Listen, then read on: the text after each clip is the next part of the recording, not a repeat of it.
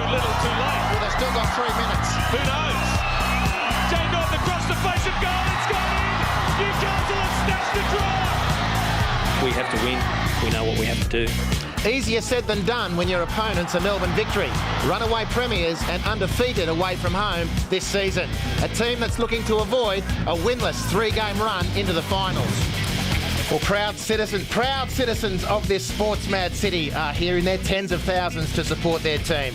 It's tense and the stakes are very big. It's a competition organiser's dream, a coach's nightmare and a fan's torment, and it's all here on Fox Sports. Hello and welcome to Energy Australia Stadium for round 21 action of the Hyundai A-League. The Newcastle Jets, the home team, are hosting the Melbourne Victory in a winner-take-all clash effectively. Newcastle fighting for their lives and Melbourne looking for some good form going in to the final series. And joining me once again, as always, Robbie Slater. Andy, what a matching prospect. It's so exciting. Energy Australia Stadium is buzzing. Look, it's very exciting, and look, at the moment, there's people queuing outside. They're all dying to get into the stadium. This reconnection with the community up here in Newcastle has been confirmed over the last couple of home games and will be further confirmed here tonight. Interesting, the top tier of the far stand is already open tonight.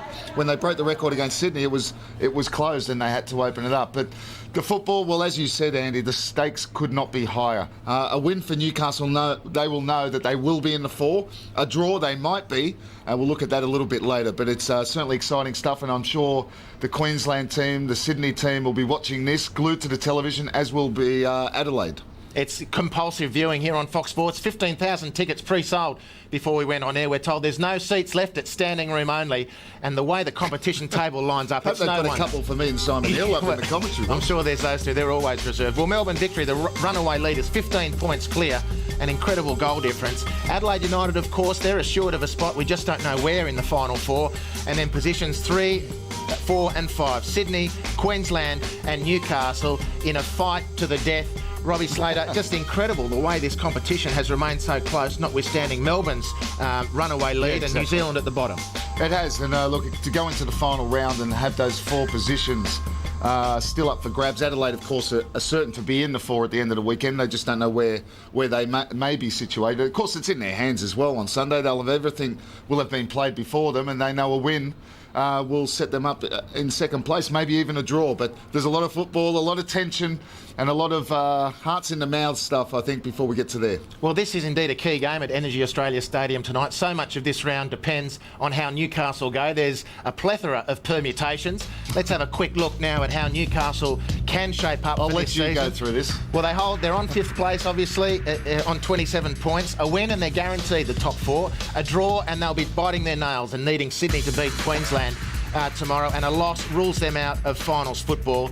Newcastle Jets, of course, Robbie Slater, how very quickly are they going to go at this set of circumstances? For example, would you rather, as a player and a coach, be playing away from home, away from the pressure, or is it a big advantage to be at home tonight? Well, I think it's a big advantage in every other league in the world to be at home, but it just doesn't seem to be so in the Hyundai A-League.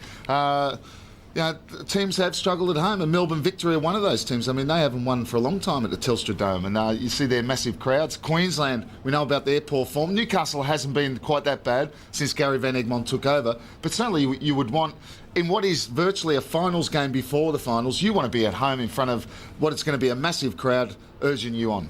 Well, that's the crowd's job at Energy Australia Stadium tonight.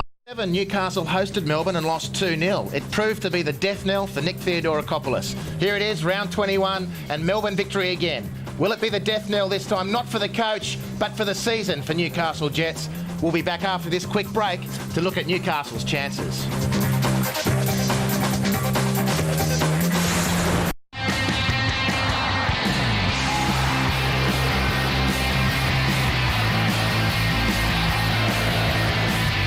Rodriguez! Goal! The craftsman from Cali has manufactured another goal for Newcastle. Milton Rodriguez has been fantastic value for Newcastle Jets this year. Scored 6 goals, 5 of them as a substitute, and his value is almost unquantifiable for Newcastle getting to this position and pushing through into the finals, hopefully, for the Jets fans. Well, their opponents tonight, Melbourne Victory. These two teams have had quite a tussle over the course of the Hyundai A-League to date. Played 5 matches. After that, apart from goals scored, there's not a hair's breadth between them. They've won 2 each, drawn 1 each, and lost 2 each, with only 5 goals scored in those 5 games. Robbie, I guess out of that we can take tonight that there's not going to be a lot of goals scored. A lot of tension, but perhaps not a lot of goals. No, and out of those 5 goals, 3 have been scored this season. And the funny thing is that it's been the away team that has won both times this season. Newcastle won with a Rodriguez goal at the Telstra Dome, and Danny Allsop got 2 here against Newcastle, which was in the dark old days when they weren't travelling very well. No, indeed. And setting up Rodriguez for that goal at Telstra Dome, of course, was Nick Carl. He has been neck deep in everything Newcastle have achieved this season.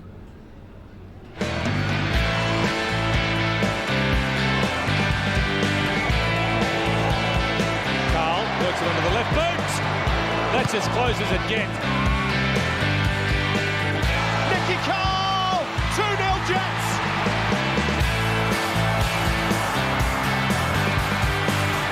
Nicky Carl, what a goal! It's a goal worthy of winning any contest. Brilliant. Well, that's surely a contender for goal of the season. How would you sum up Nick Carl's Contender, I season? think that will be goal of the season. Look, I think he's showed a lot more consistency than last season. He had a great start to the Hyundai A-League in the first season, but couldn't go on with it. This season he's got better as it's gone on. He's got 4 goals, played 19 games, and 5 goal assists is also something to look at. 60 shots, on target 35. And, well, he's picked up 5 yellow cards, shows you that he is a feisty little character as well. But he's so important to Newcastle's play because he is the link between the midfield and the attack, and sometimes the defence. He'll drop right back there when he can't get into the game. And when Nicky Carl is playing well, it's in general, that's when Newcastle are playing well. So, look, if he's busy early on, you can be assured that they're going to have a good match. Well, he has been central to Newcastle. So too has their coach, who replaced Nick Theodorakopoulos. We talk, of course, of Gary Van Egmond, and we dispatched Simon Hill around the ground earlier to see what the fans thought of Gary Van Egmond's position within the club. Has Gary Van Egmond done enough to get the job full-time for the Jets? I'm sure he has, yes. Why? Because he's doing a great job. They're winning. Excellent job. I reckon we'll make the semis for sure. Absolutely, mate. Yep, he's done enough. Why? Oh, he's just done well since he's been in. That's all there is. Hopefully he hangs in there and keeps going, yeah. Why should Con give Gary Van Egmond the job? I want to know why he hasn't given Gary Van Egmond the job. Come on, Con. He's the best. Basically, he's got the team on side. The team support him and the players support him. So your message is give him the job now? Give him the job right now, 5 years. He's got all the players believing in themselves and working together. Should Con Constantine give Gary Van Egmond the job full-time, yes or no? Yes! For sure. On you, Jets. Well, come on, you Jets, indeed, and it has been very impressive. This table shows rounds 18 to 20 since Gary Van Egmond took over. And look at that, sitting in second, round 8 to 20 rather, and sitting in second place. Well, I guess the portent for that is Robbie Slater. Had Van Egmond been in charge, Newcastle will be challenging for the Premier's plate rather than survival. Well, they probably would have won it, wouldn't they? Look, he's certainly done very, very well from the moment he stepped into the coach's shoes. Nick Theodorakopoulos, of course, leaving. They've gone from strength to strength. I think in the last few weeks they've just come off a little bit from what they were playing. That's expected in a run like that. We just saw that ladder from round 8 to 20. You can't be playing so well in every game. But here against the Central Coast, they had their moments.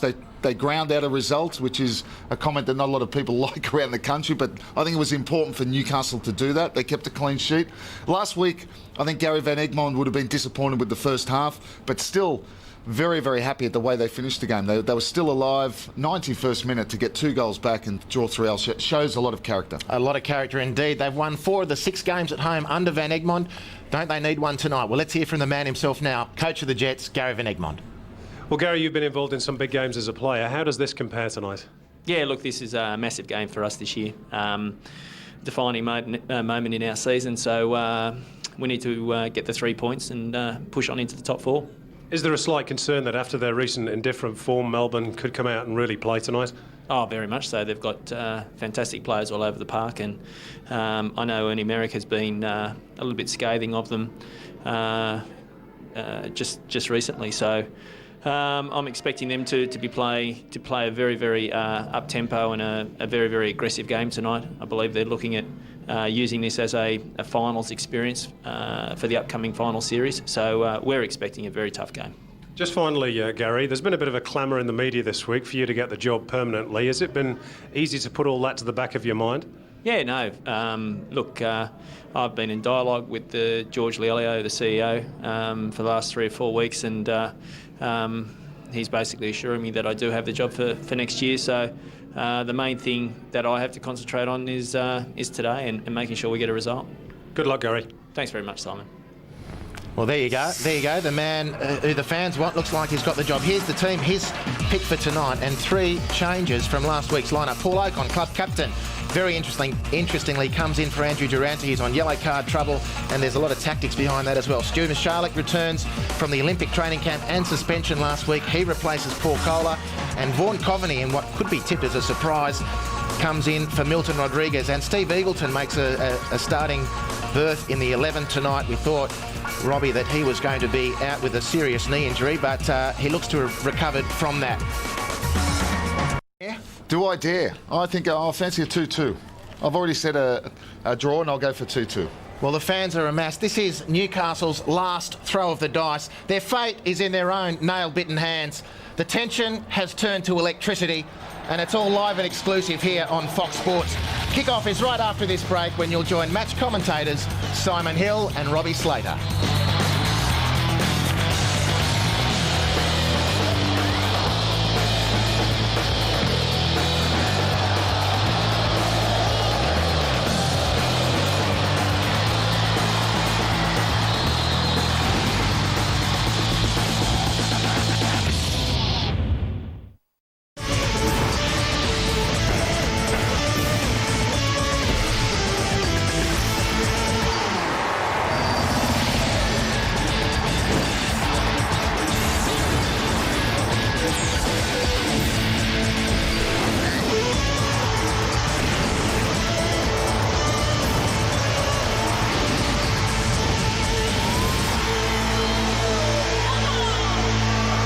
Has there ever been a bigger football occasion in Newcastle? After 20 games, it all comes down to this for the Jets.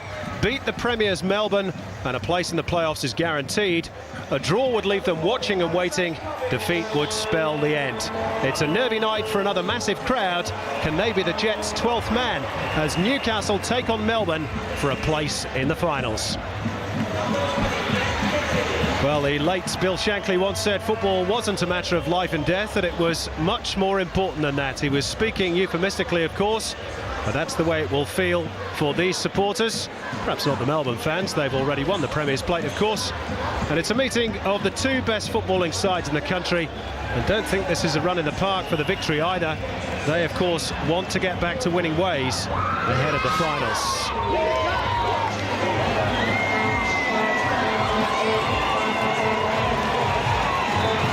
Ocon is back in the Newcastle Jets starting lineup, and listen to the roar from the home fans. It's their day of destiny, the Newcastle Jets, and they've turned out in their thousands. The last time these 2 teams played at this stadium, there was just 4,500 present. What a turnaround in the Jets season. And what a night for Paul Ocon. Of course, he's missed the last couple of weeks with a quadricep injury, and credit too to the Melbourne supporters who've made the long journey north. And of course, they've had some minor rewards by seeing their team lift the Premier's Plate just prior to kick-off. Let's have a look at the 2 teams. Confirmation that Gary Van Egmond goes with his usual formation, but he's made 3 changes. Andrew Durante, who's at the behest of some suspension trouble if he gets a card today, so he drops down to the bench. Paul Kohler is out as well. Milton Rodriguez drops out too. Back in come Paul Ocon, Stuart Michalek, who was suspended last week against Perth, and there's a start too for Vaughan Coveny. 4 changes made by Ernie Merrick. Out go Caceres and Sarkis, who are on the bench. Steve Pantelides and Simon Story are also in suspension trouble, so they've been left back in Victoria. Back into the team come Adrian Leia, Grant Brebner, Mark Burns after suspension. Alessandro starts as well. Well, this is the Melbourne Victory team finally getting their just desserts, the Premier's plate. I've been vocal in my criticism as well. It should have been presented in front of the Melbourne fans, but that's for another day. As we check on the Jets subs, Milton Rodriguez, of course, can always be relied upon for a goal or two if needed. Andy Durante, Paul Kohler, Ben Kennedy is the reserve goalkeeper.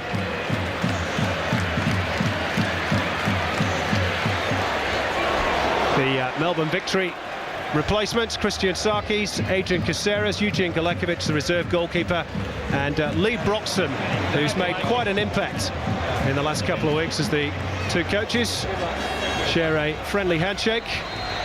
All smiles now. Wonder who'll be smiling at the end of the 90 minutes. Matthew Breeze is the man in the middle tonight. Very experienced campaigner on a perfect night for football. Temperature has just dropped a few degrees and we're all set. The Jets' destiny is 90 minutes away from being known, and they get us underway at Energy Australia Stadium. Melbourne, of course, playing in their change strip of predominantly grey tonight, and already we've got the first foul with barely 13 seconds on the watch. It might be that sort of night early on as the two teams try to feel each other out, and the Jets in particular try to settle down. Big occasion in the Hunter, and I'm reminded by a quote from the great Johan Cruyff. He said, football is simply you're either on time or you're too late, and if you're too late you have to leave earlier. I suppose the question is, did the Jets time their run for the finals a bit too late? If they have, they're going to leave the competition early.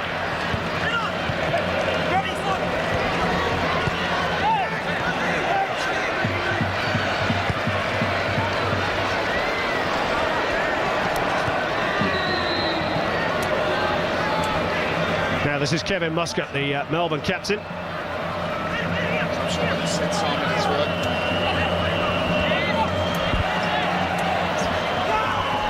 Adrian Leia back after serving his ban for picking up too many yellow cards, and this is Vince Leia, who's at right back again today for Melbourne.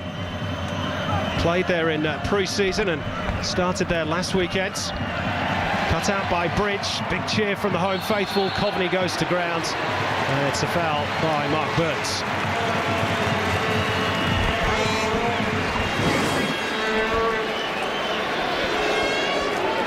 That won't be the first foul from Mark Burns tonight, playing just in front of the back four. He's deployed him, Ernie Merrick. Thompson's free kick taken quickly, nodded down by Griffiths, and a shot from reasonable distance by Tim Brown was comfortable enough for Theoklitos. Yeah, it opened up nicely for him there, didn't it, Tim Brown? Probably worth having a strike, didn't have many other options on. Preferred from Paul Kohler. Interesting decision. Yeah, Kohler's been one of the unsung heroes for mine in the Newcastle midfield, but he's left on the bench tonight. There's certainly not yellow card trouble for Paul Kohler. He hasn't picked up one all season. No, I agree with you. I think his tandem with Mushalik has been one of the reasons for the turnaround for Newcastle. What a night here. Tension, you can feel it. Massive crowd in. Yeah, they've really responded well, the Newcastle public. Pre-sales of 13,000, I'm told. They're a big walk-up community as well on the night, so I expect them to roar every Jets pass and attempt on goal. And as Ernie Merrick has said as well, this is pretty good finals preparation for the Victory. Well, it is, and look, they put out a rules, well, nearly a second 11 against Perth, grabbed a 2-2 draw. Sarkis getting both goals. Last week was a big surprise. I thought they played pretty well, had a lot of possession in the second half. Probably consider themselves a touch unlucky to go down to that Vidicic late winner.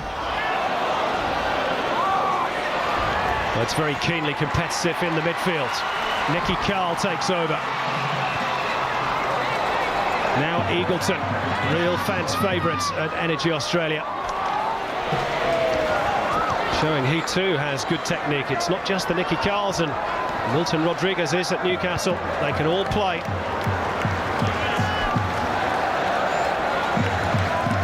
Paul Ocon. Brave move too by Gary Van Egmond to reinstate his captain at the expense of Andrew Durante. Yeah, I'm sure that's for experience, isn't it, Simon? Certainly the pace of Allsop and Thompson would be a worry to Gary Van Egmond. We know how Melbourne play away from home. They've had 8 victories and 1 draw. There's Paul Ocon. And they play on the counter-attack from away from home, and it suits them. At home at the Telstra Dome, they struggle a little bit because teams sit back and they have to make the play. But away from home, it's up to the home team to do that. They can sit back and they have the players in Fred, Allsop and Thompson in particular to hurt teams.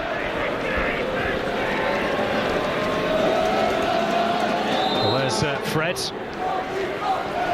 No longer one of the trio from Rio, but certainly one of the trio that can hurt opposition defences. And it may come down tonight as to how the Jets' defence plays. Of course, the second worst in the league, but that's a great ball by that defender, Steve Eagleton. Here's Griffiths! Oh, and it got a touch off Theoklitos, and in fact, it was a very good save in the final analysis by arguably the league's top keeper. That's a wonderful save. Gets in behind Alessandro. It's not great defending. An inside the outside run. Look at that for a save. He's got a strong arm to it, and it had to be because he had to get it up and over. Anything less, that would have gone into the roof of the net. Griffiths on a high after scoring 2 in injury time last week. There's the corner towards the far stick. Upwards Vaughan Coveny. There's Theoklitos again. He's had a standout season, Michael Theoklitos. He's blessed with 2 good goalkeepers. Last year he played them both, Galekovic and Theoklitos. He kept changing, chopping and changing. This season changed his tactic. He's gone for Theoklitos as the number 1. Every time Galekovic has come in, he hasn't done too badly. Well, Theoklitos has got 8 clean sheets from 16 games. Only 12 conceded. Joel Griffiths, he gets in behind Alessandro. He looks up, there's nothing else on. It's a good strike. Look at that, strong arm. Takes it up and over the crossbar. Yeah, we've seen those just ricochet off the arm and into the back of the net.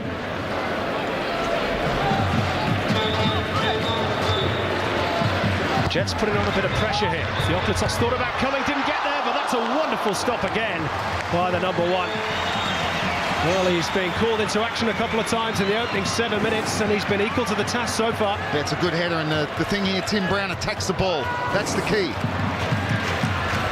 He's not going from a standing start. Didn't get a lot of power on it. Theoklitos was well positioned. Listen to the crowd around this stadium. Chants of Newcastle. Michalek's ball in, and it was Tim Brown on the volley, and that's a goal kick.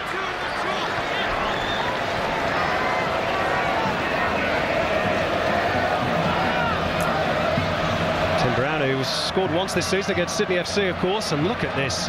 Well, it's a sight for sore eyes. We've said once or twice before, Robbie, that we came in the early part of the season. There were vast empty spaces at this ground, no longer. Well, this fixture, which Melbourne won 2-0, 2 goals to Danny Allsop, 4,600 people. Yeah, credit to Gary Van Egmond and the players, and that's an indication as to their strong start. The Jets, 4 shots. Melbourne yet to trouble Ante Kovic. Oh, they without doubt made the better start here. This opening period, the quicker to the ball. Good passing, they're putting a lot of pressure on. It's particularly down that right-hand side. Alessandro's playing left back tonight. They seem to be targeting him. But Melbourne are good at this. Now that's a weak pass, and Danny Allsop was onto it in a flash. Fortunately for the Jets, so too is Ante Kovic. He's lucky. They're lucky it's a poor pass. Allsop's first touch was too heavy.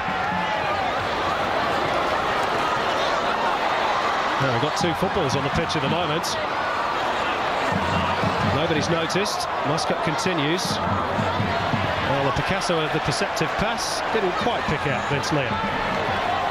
And that ball there from Grant Brebner, going for the difficult one, had an easy one out to the right-hand side.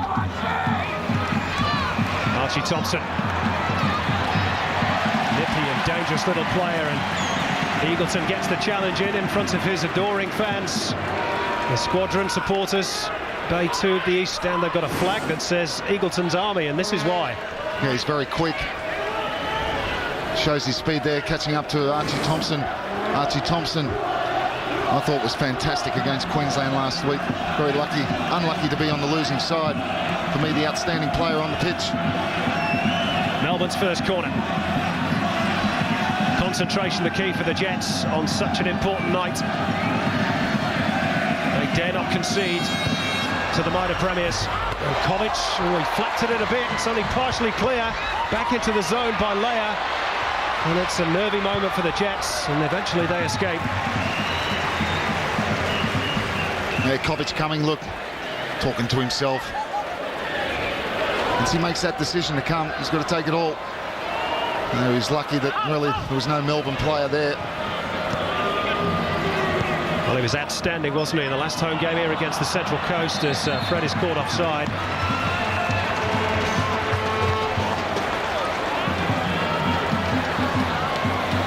One of the two Brazilians on show today for the victory. Claudinho, of course, the third, has returned home, and not much doubt about that decision.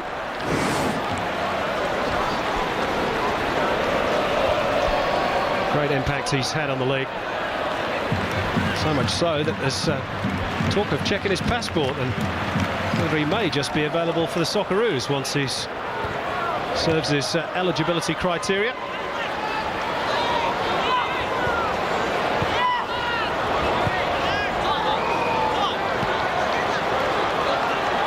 Eagleton looking for the run of Nicky Carl. Mark Burns read it well. Carl is in there scrapping away though for possession, and he's got it for the Jets. Mishalik, Coveny. Yes, from a standing start, ball in from Mishalik. Coveny's so good in the air, but Leia just doing enough to put him off. Couldn't get the power or the direction he needed. Great work there from Nicky Carl, chasing the lost cause, winning it off Mark Burns. They're really up for it, Newcastle, as you would expect, and there'll be two sets of very interested squads of footballers, Queensland and Sydney, watching this game, I'm sure.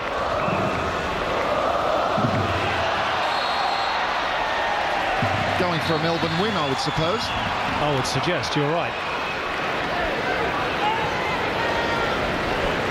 Well, I saw on Fox Sports News today that Mark Rudin said he wasn't going to watch. He's not a great watcher of the game.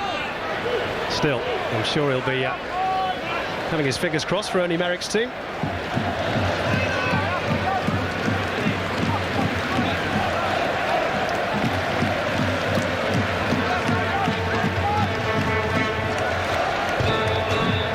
Mishalik's free kick looks a little deep. And he's lucky that Nicky Carl returned the favour. Vince Leah. Rather rebounded off the shins of Fred. Leah again. Runs into traffic, and then he caught Matt Thompson rather late there, Vince Leah. Matthew Breeze will just have a quiet word with the Melbourne number 11. Yeah, just caught him late. He's going for the ball. He's just touches a little bit heavy. He knew he was going to lose the ball. He's just trying to stretch. He catches Matt Thompson. There's the heavy touch. He goes around Mishalik. And he's quite late. But it's more in frustration at the fact that he knew he had lost control of the ball than any malice. Mind you, Matthew Thompson probably a nice bruise on his ankle for his efforts.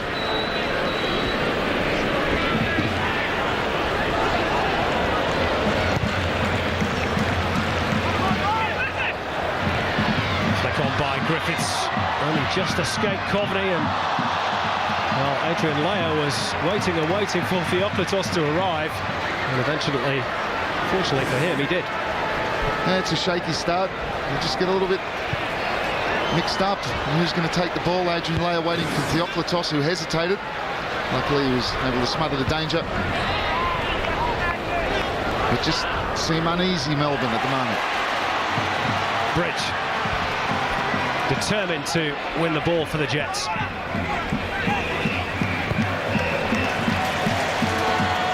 That's a good ball too by Stuart Mishalik, who has made the most passes of any player in the A-League.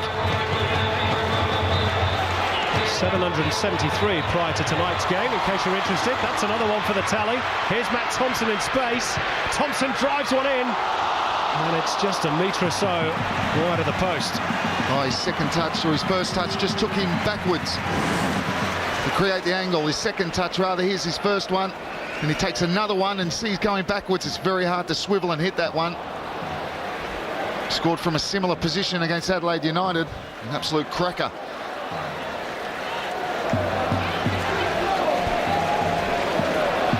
At the moment, it's the, you have to say, the midfield of Newcastle running it at the moment. Michalek and Tim Brown. And Nicky Carl dropping in there as well to outnumber the Melbourne midfield, who are playing really without a lot of width tonight. No natural wide players. Fred's playing inside. And that's why they're getting a lot of joy on the flanks at the moment, Newcastle.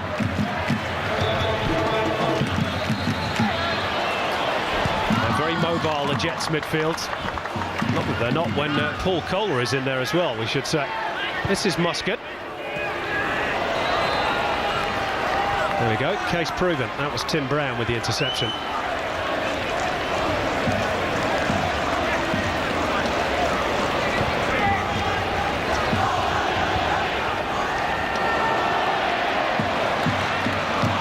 Charlotte trying to go through the middle. No foul, says Matthew Breeze. Home fans not happy. This is Allsop.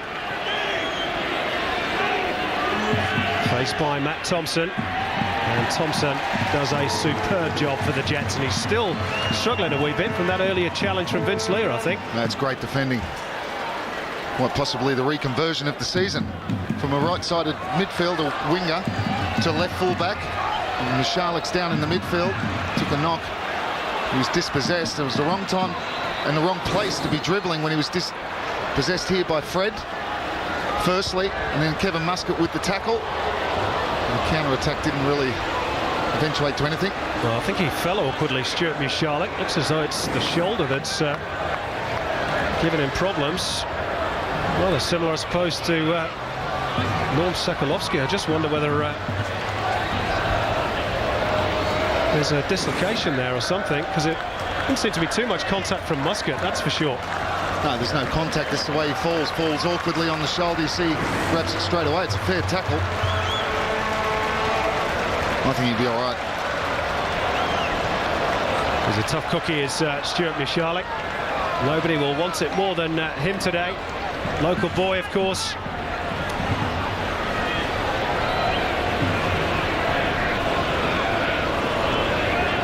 He's spent most of this week in common with several of these players on the park today, including Vince Lear and Christian Sarkis and Lee Broxham at the Ollie Root camp.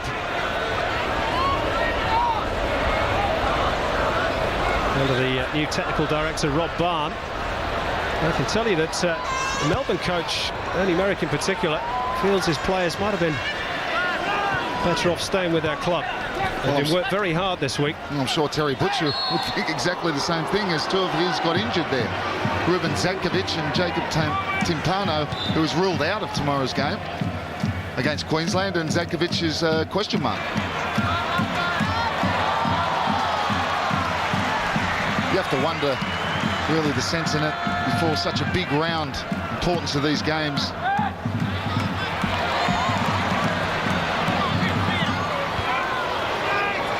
Stuart Michalek has just had some rather heavy strapping applied to his shoulder. I think it's the right one that's giving him grief, but you can tell how difficult it is for him to put the shirt over his arm. Yeah, that hurts. In the meantime, free kick's been taken quickly, but come to nothing. So Michalek will soldier on.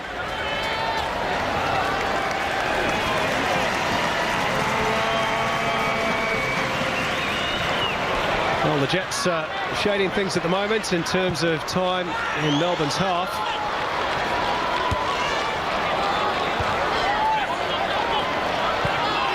They're flying out of the blocks right from kickoff. Gary Van Egmont's team. They've forced two good saves from Michael Theoklitos.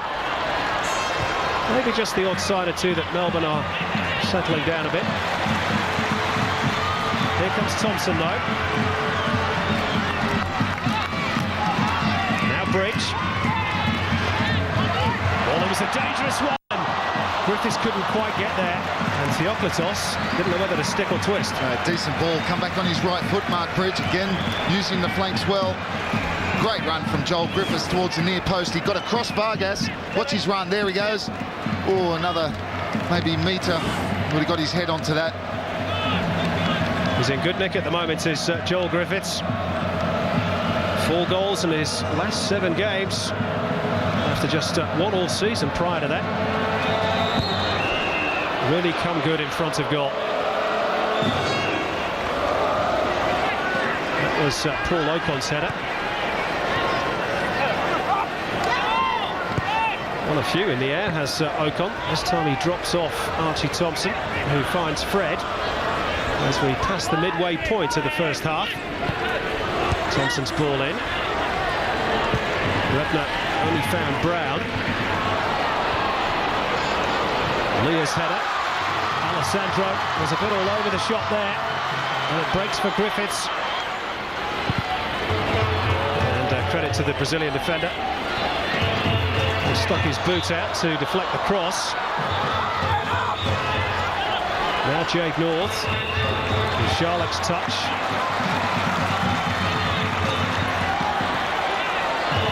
That's great movement from Newcastle, moving the ball so quickly. Melbourne trying to close it down, but it's the movement of the ball.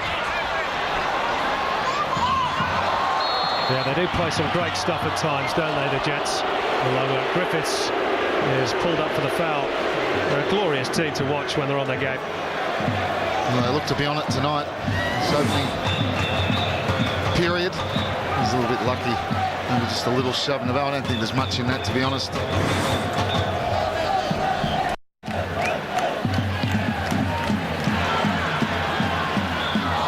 Now, mistake by Ocon. Could it be costly for the Jets? Here's Thompson. Tries to dink it through, and Fred will race on. And Coveny comes out and plays. Well, it wasn't a great ball. What a great situation for Melbourne. Fred coming across Archie Thompson. Danny Allsop going around the back might have been the better option, or on his own.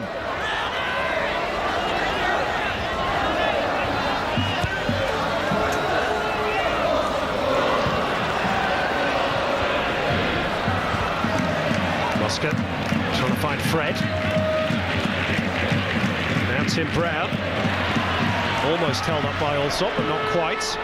Strong challenge by Vargas on Thompson. Now Paul Ocon is saying, where are you? In specific reference to Matt Thompson, who was somewhere in the midfield. He knows that it's vital his team keeps it shape. I'm just wondering whether Matt Thompson is still struggling with that knock. He looks to be limping, doesn't he? That would be a blow.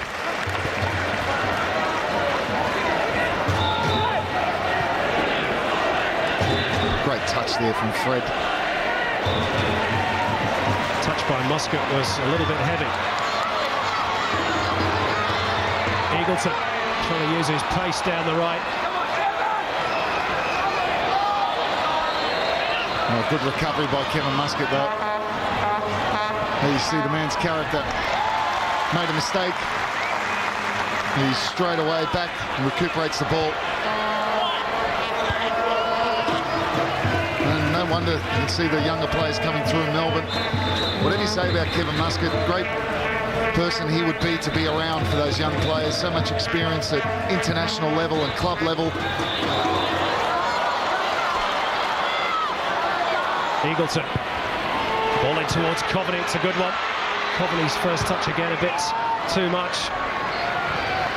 Well, Thompson's got a job on to keep away the pacey Archie Thompson, and he does well. Oh, a bit of a slice clearance though by Ante Kovic. I think he might have got a bobble there, and well, it's Comedy Capers at the back there for the Jets. Well, that was 2 shanks, wasn't it? It certainly was. And it gives away a corner. Melbourne dangerous at corners. Leia will come up. Mark Burns, of course. Well, a lot's been written about this pitch, and I just wonder whether Kovic got a slight bobble there as he went to clear that ball. Looks in much better nick tonight. There's 1 or 2 patches that might be slightly uneven. Here's Leah's corner. Near post, nobody picked up Muscat. Nobody on the far stick either for the Jets, and that's been their Achilles heel all season. Coughing up silly goals, and Mark Burns was in the clear. I think he's a near swing. First chance comes to Muscat, completely free. Mark Burns, great chance just to get that back across the face of goal. And a ricochet, that's a great opportunity. Tell you what though, what about the Jets defence? They're playing statues at the back there. Well, 2 free players, Muscat first, then Mark Burns.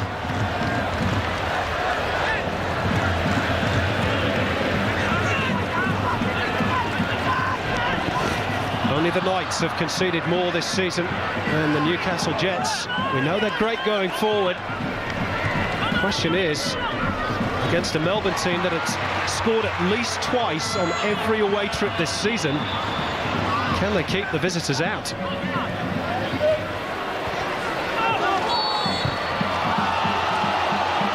If you do concede 2 to Melbourne, there is rarely a way back. Nicky Carl, as ever, key for the home team's hopes tonight. He's relinquished the captain's armbands, back to Paul Ocon. Here is the skipper, looking for options. Griffiths gives him one. Leah and Leia tracking Griffiths, back to Bridge. Mishalik. Cut out by Leia, picked up by Carl, promising for the Jets. Tim Brown with a shot, over the top. Oh, he had to take it quick. Just didn't get out of his feet enough. First touch, just got it stuck right in the middle. There it is, see? From that point, he was always struggling. He hits underneath it, his head comes up.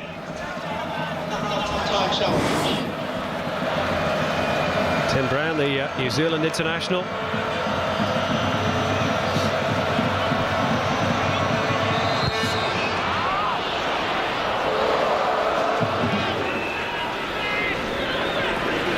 Jets' 7th shot of the game. Melbourne have had just one. They've got an opportunity maybe for another here because they've won themselves another corner courtesy of Fred.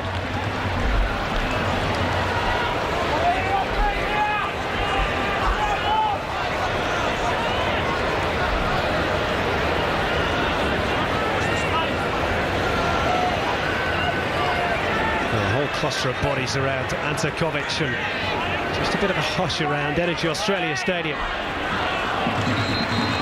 Home fans know how vital it is. Their team don't concede. Leah's ball in, and again there's a man free at the near post, and again it was Muscat. Well, nobody's picked up that run on 2 occasions now from the Melbourne skipper. Oh, he makes that run so well. He starts right on the far side of the penalty box. He shapes to go around the back, and then he just darts to the near post. It's so difficult to pick up, and if the delivery's right, it's always a chance. He had one of those against Queensland last week. Great save pulled off the Queensland keeper.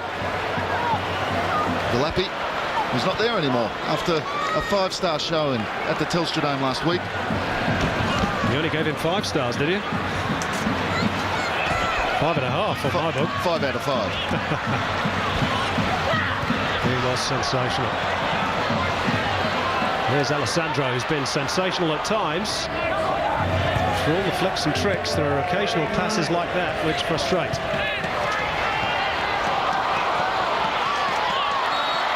Ditto Nicky Carl, arguably the most gifted player in the league, has just coughed up a free kick.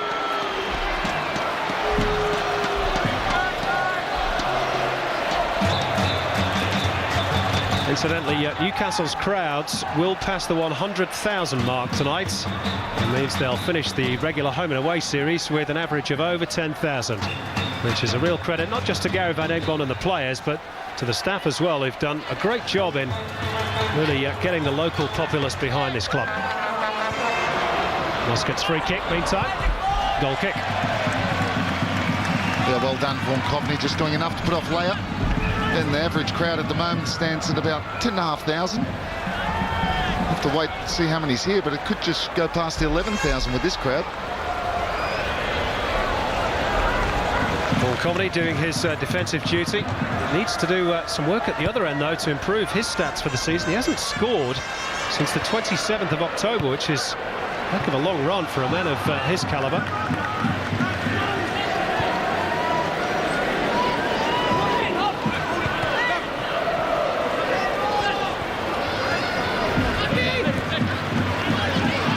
Alsop's ball has put Vargas in trouble. Chance for Mark Bridge!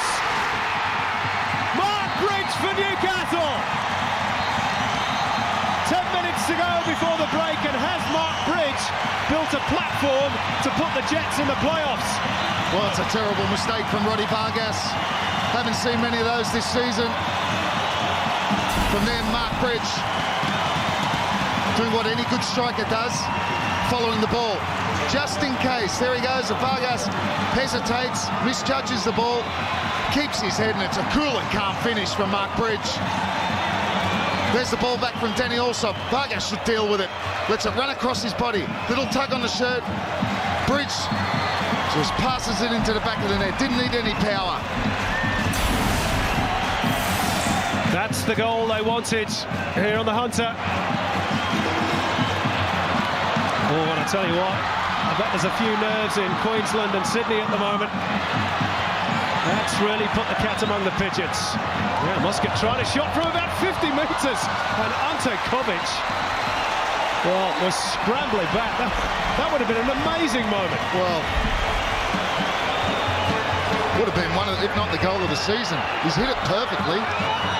Maybe just a little bit more on it would have gone over Kovic's head. Kovic was stretching as it was, but he probably had another metre leeway, Muscat. He just hit it a bit harder, would have sailed over his head. Newcastle need to keep this lead. Newcastle need to keep this lead. Vulnerable when you score. Well, especially as they're starting to believe, no doubt. And there was a good ball in there towards Danny Alsop. And Melbourne Victory have a corner. Let's have a look at that chance just moments ago. Well, the ball comes to Muscat. Look, great vision. Gets his head up. Sees Kovic off his line. Kovic struggles to come back. But you talk about Kevin Muscat and only his physical side. Well, there you see the other side. Great technique. Hits it with the laces. Could quite easily have scored. Well, it's a pretty warm night in Newcastle, but I tell you what, the temperature's just gone up a notch or two. Leah floats one in, and there's a foul on a Jets player. And Kevin Muscat and Matty Thompson are going to have words here with the referee. Do you know what? I just wondered for a moment there when Matthew Breeze had pointed to the penalty spot. Well, there's Matthew Thompson. Kevin Muscat trying to make that run. Ah, that's right. That's the other side to Kevin Muscat's game. A bit of jostling in the penalty area. Ball hadn't come in. I think it was a free kick. Big call. Well, not really. No one scored.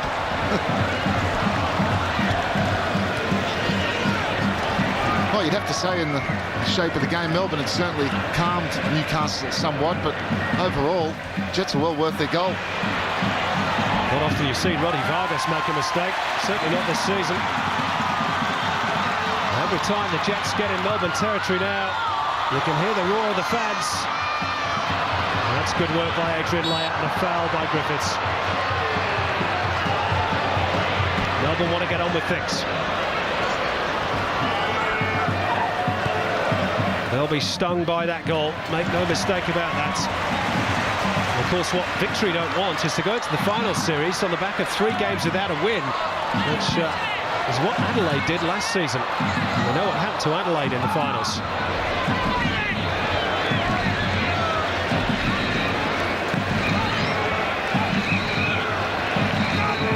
I'm sure there's plenty of drama still to come with a few twists and turns. I'll tell you what, in a week when David Beckham leaves the Galacticos to sign for the Galaxy and calls the beautiful game soccer, football is a game that's surely still full of surprises. Well, I'm sure he got told to say that, and I'm sure that will be one of his missions, to change soccer to football. But Grant Plebner there on the ball twice, hesitating, taking a bit too much time on it. He's shouting up front to his strikers that there was no movement. Melbourne are rattled.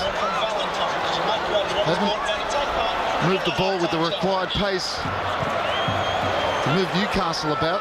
Really haven't tested Jade North and Paul Oakland to any great deal.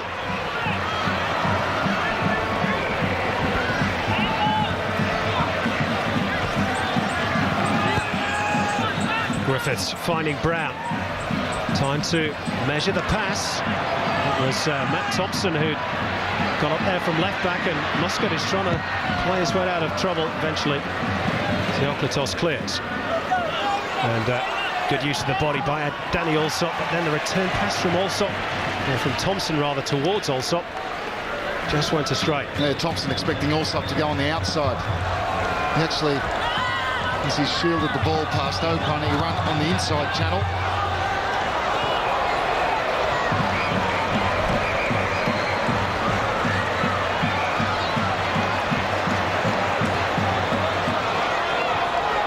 North, oh, that's a dangerous ball, and they could be made to pay here, the Jets. Oh, bursting through the middle, Archie Thompson, he's hit the post. Oh, he's done the hard part. What a miss. Mistake from Newcastle. Archie Thompson pounced onto it. He didn't move the ball, but he moved his body, dropping his shoulder left and right. Here, Fred cuts it out. Archie Thompson's got one thing on his mind. There he drops his shoulder, goes past Jade North. He's done the hard part. Goes for the near post. Just hits the outside of it. You had to put your house on him scoring from there. Kovic will be glad he didn't. So will Jade North. Even more so.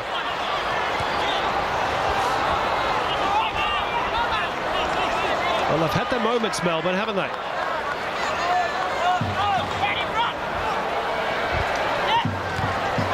It was always going to be that sort of a night. Now, Nicky Carl. Only Griffiths further forward. Oh, another mistake by Vargas. It's set up nicely for Griffiths. Oh, he's unlucky. Takes it first time he had to. Had no support. Vargas was onto him. Vincelera had come around for cover. It's another mistake from Vargas. Very unusual. Takes it first time on the volley. Across the keeper. Right idea. He's very unlucky. Keeps his eye on the ball. Good technique. Just can't get the direction. Just under the Western grandstand to take part in the half-time challenge. Well, 2 mistakes and a half by Roddy Vargas. I'm not sure he's made 2 all season prior to this game.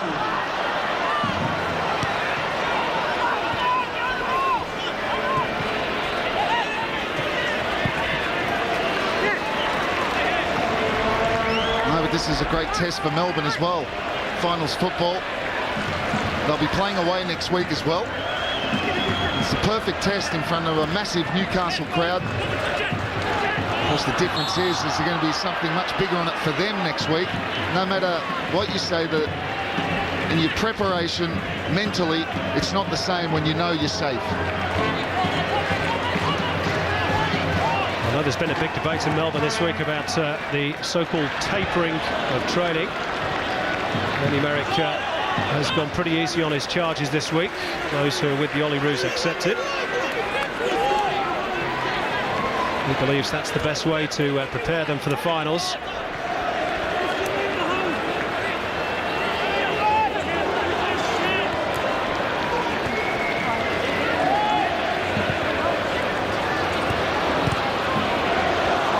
Now breaks kindly for Joel Griffiths, who's drifted out to the left. Of course, the front 4 for Newcastle all move around. It was Alessandro's header, only as far as Eagleton as we approach the final minute of the first half.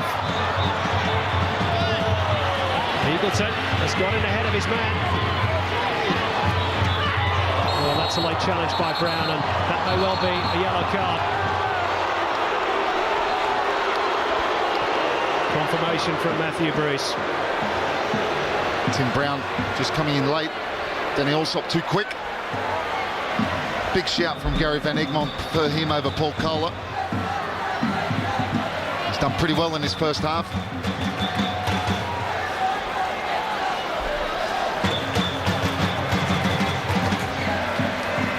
Well, they'll be pretty happy so far, certainly with the scoreline. They've had their hearts in their mouth a couple of times. Gary Van Egmond and Mark Jones, his assistant.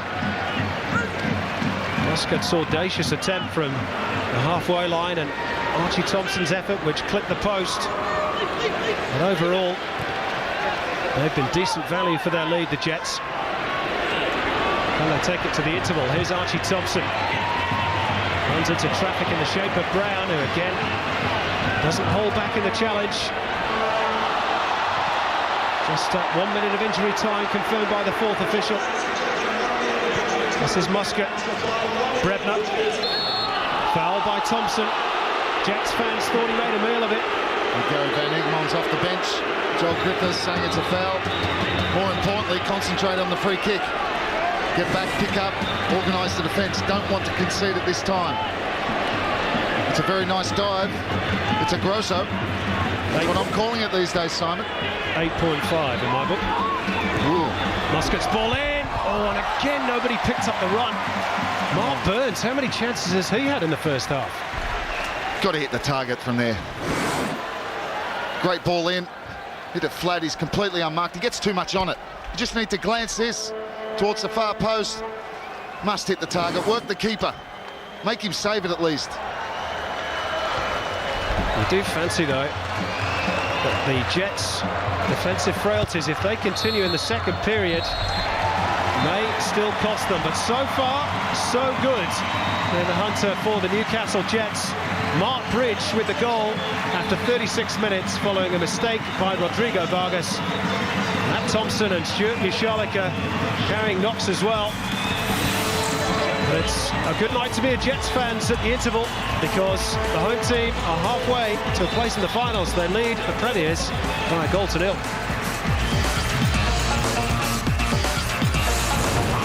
Well, they've only been in the top four for 1 week all season, but if they can keep this up, the Newcastle Jets, they will finish in the top four. Gary Van Egmont's team leading Ernie Merrick's outfit by a goal to nil at the break. This is the Victory dressing room. 1 or 2 questions being asked and 1 or 2 fingers being pointed. Notably, it has to be said at Roddy Vargas, whose error it was, gave the Jets the only goal. These are the half-time stats. The Jets just edging possession. Melbourne with more time in the Jets' half, though, interestingly enough. 7 corners in the game, 1 offside, 15 fouls, just the 1 yellow card. That went the way of Tim Brown of the Jets. Let's have a look at the highlights. He's got too much on it, Mark Burns. These are the attack stats at the interval at Energy Australia Stadium. 14 shots in the game so far, 9 for the Jets, 22 balls in the penalty area in total, 4 shots on target for the Jets, 1 for Melbourne, 3 saves made by Michael Theoklitos. Well, I'm sure the home fans have enjoyed what they've seen in the first 45 minutes, as still much more to come in the hunter. And what about this? We've had everything tonight. Muscat shooting from the halfway line, and now we've got a comet in the night sky. I wonder if that's an omen that the Jets are going to fly high in the sky tonight. We'll find out after the break.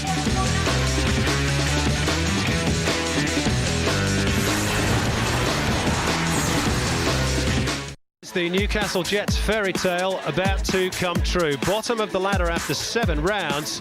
At half-time in the final match of the home and away series, they lead Melbourne by a goal to nil.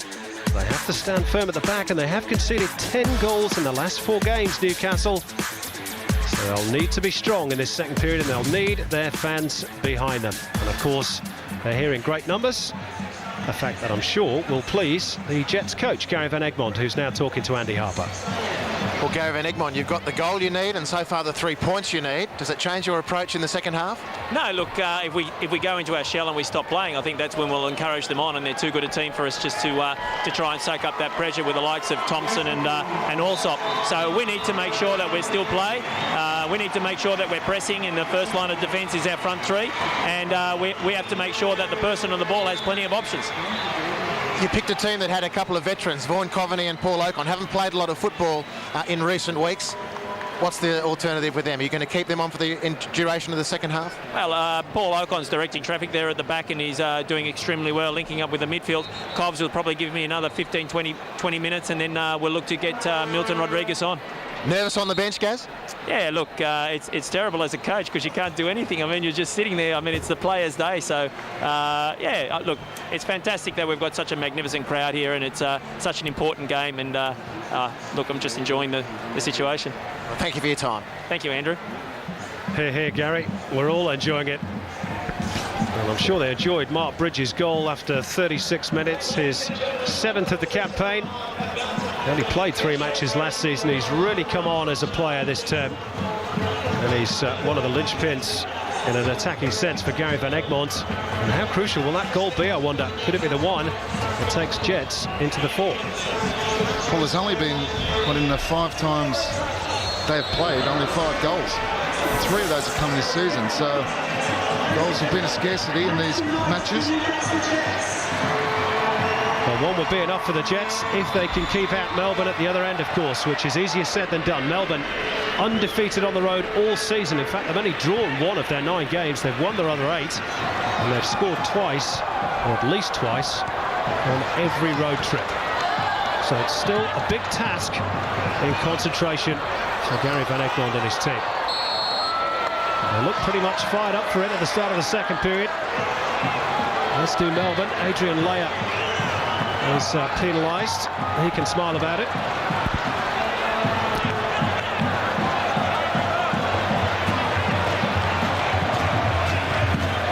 Now Bridge, an intelligent run into the penalty area. 2 are waiting in the middle, Coveny and Griffiths. It'll be a corner.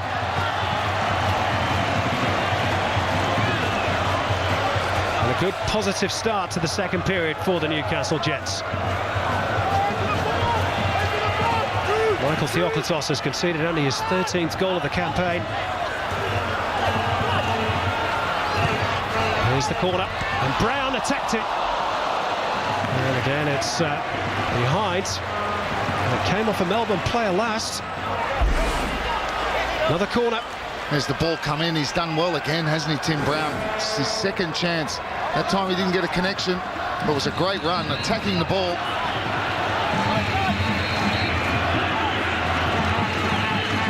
Newcastle fans trying to will their team over the line. And now a second goal, and they may almost be there. Here's Nicky Carl. Trying to weave and turn his way past Thompson. He's done beautifully well. Appeals for a handball. Not heeded by Matthew Breeze. Well, it's a beautiful play from Nicky Carl. Turned Archie Thompson. It's a definite handball from Joel Griffiths. I think the free kick was given. Well, it certainly wasn't the hand of God there for Joel Griffiths. Oh, now another slip by Melbourne defence. Bridge races onto it. Could be 2-0. Mark Bridge! That could be it for the Jets. Mark Bridge with his second of the game. And the home fans think they're on the way to the playoffs. Well, it's another defensive mistake from Melbourne. That's cost them a goal. And it's the same player. Beautiful play. It's Vince Leah coming from the right-hand side. Theoklitos commits. There's the header. There's the mistake from Vince Leah. Mark Bridge keeps his head again. He goes around Theoklitos. Vargas gets a touch, but there's too much on the shot from Mark Bridge to stop it from going into the net. Well, this is a reaction on the Jets bench. Gary Van Egmond remains in his seat. He knows not to celebrate too early, but inside. Oh, he'll be jumping up and down inside. He must be. The Melbourne defence, which has been so good all season. First Roddy Vargas, now Vince Leah coughing up. The goal on the plate. Mark Bridge has said thank you very much twice. Well, he's been lethal, hasn't he, Bridge? Like every good striker should be. He's waited and pounced on the errors. They surely wouldn't give that to Roddy Vargas as a own goal, would they? No. You try and take it off Bridge. Oh, I wouldn't. The fun police will.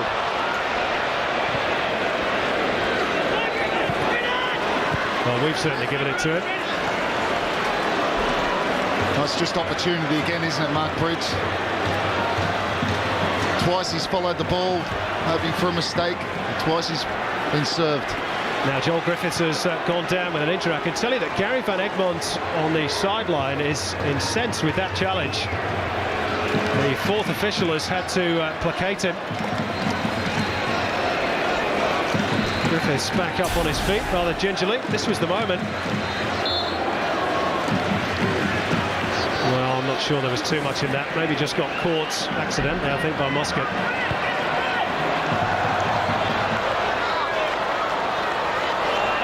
Well, the Jets are pumped now, you can see. again, it's a good indication, I suppose, as to where Melbourne are ahead of the finals. They'll be very unhappy about this scoreline. No, they haven't played well. Played in patches here today. One of their leading lights this season, top goal scorer Danny Allsop. It's been a bit off colour in the last couple of weeks.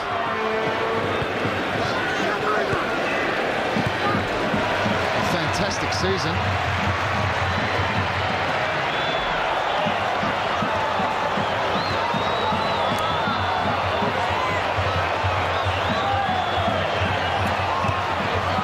Thompson goes back to his goalkeeper. And Kovic gives him the ball back. Nicely controlled by Thompson. And a decent layoff too. Coveny to Carl. Well, the Jets have started to play here. Vaughan Coveny, this could be three! It is three! And surely now the Jets are heading for the top four. Wonderful strike. And Vaughan Coveny, his goal drought is over too.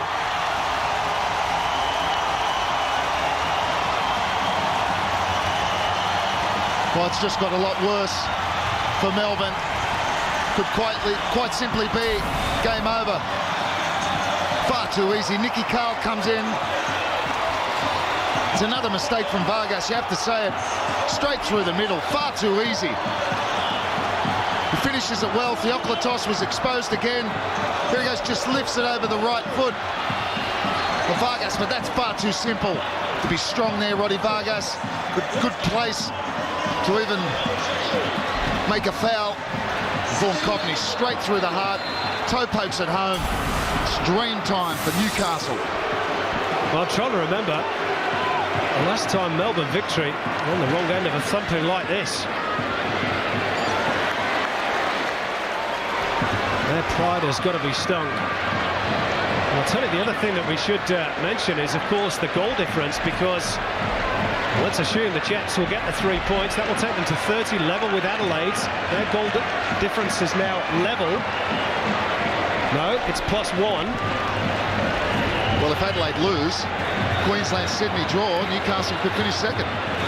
It's a distinct possibility. Well, I've just stuck my neck out, so of course there's a long way to go. There's Fred. What do Melbourne have in response? Also pulls it back, Thompson. That sums up Melbourne's night. He's just leaning back off balance as he hits it. Ball from Fred to Danny Allsop. One of the few times they've got him behind.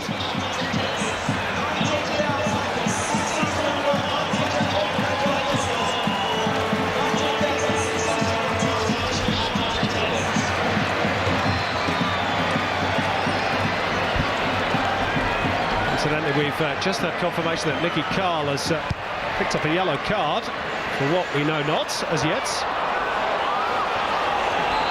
Now a little bit of afters between Coveny and Leia. It's getting a bit tasty out there.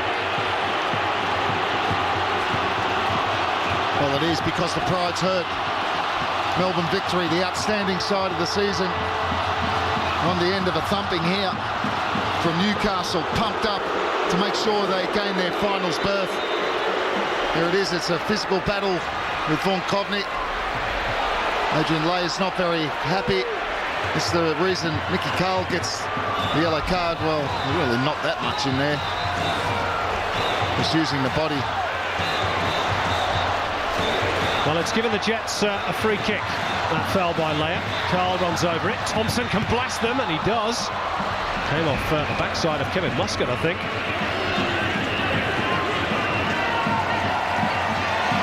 Well, you can sense the excitement, even amongst the Jets players. They're flying into every tackle, not shirking any challenge. Melbourne have been second best. Newcastle first to every ball that drops. And busy, sharp. That was a good header by Danny Allsop. Fred, who's been a peripheral figure at best for large parts of this game, can still hurt you. And this is Allsop. Takes a deflection, corner. A little dummy from Archie Thompson. Took it first time, Danny Allsop. Deflection gets a corner. There's a little dummy from Archie Thompson. Might have tried to cut inside Eagleton there, was an option. That's a long road back for the Victory, who won here last time out, really at a canter, courtesy of 2 Allsop goals. Here's the corner, headed by Leia. It's wide of the target. Well, plenty to ponder, I'd wager, for Ernie Merrick. He said before the game just how important it was that his team put in a good shift. Yet again, they've been somewhat below their best.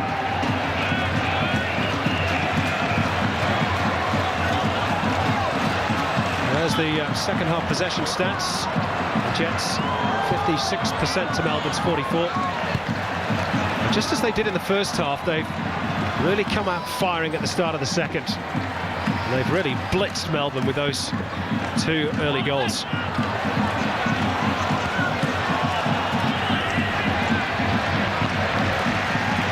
Well, they've won the midfield battle. Tim Brown, Charlotte, Nick Carl, and at times Griffiths or Bridge drop into there, and they just outnumber the Melbourne midfield. And Brebner and Muscat. It's an awkward, high-bouncing ball. I tell you what, the Jets fans are... Well, they think every time they go up that end, they're going to score. They're really baying for blood. I'm sure Ante Kovic is enjoying watching it. And Ernie Merrick, I think, still trying a few things out before the finals. Alessandro on left-back position. Vince Lear on the right side. Pantelides and Simon Story left in Melbourne. Been features of the season so far. I think they have a better balance when Caceres plays on the left-hand side. Well, wouldn't disagree with that. Mark Bridge, well, he's got pace, but not quite that much. Not that much. And when Fred plays on the right, he comes in behind the front 2 of Allsop and Thompson from the right-hand side. Caceres does hug the touch line on the left-hand side. I think it gives them a better balance.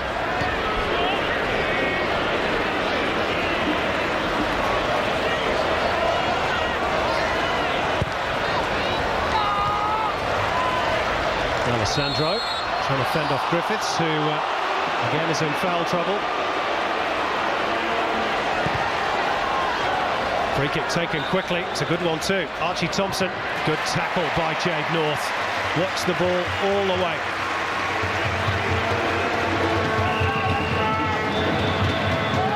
Just haven't allowed Melbourne any room to play, the Jets. Alessandro's ball, again North is there. Eagleton. Coveny was just trying to cushion the header to find Bridge. This is where they press, which forces Melbourne to go long. And that's the end result, I'm afraid, from a Victory perspective. Although Allsop did his best, in fairness.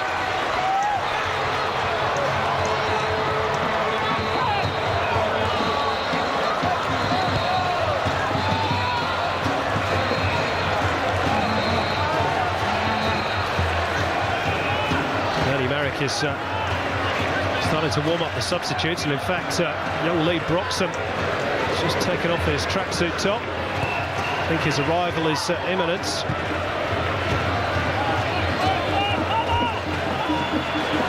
This is Adrian Leia, not too much on ahead of him.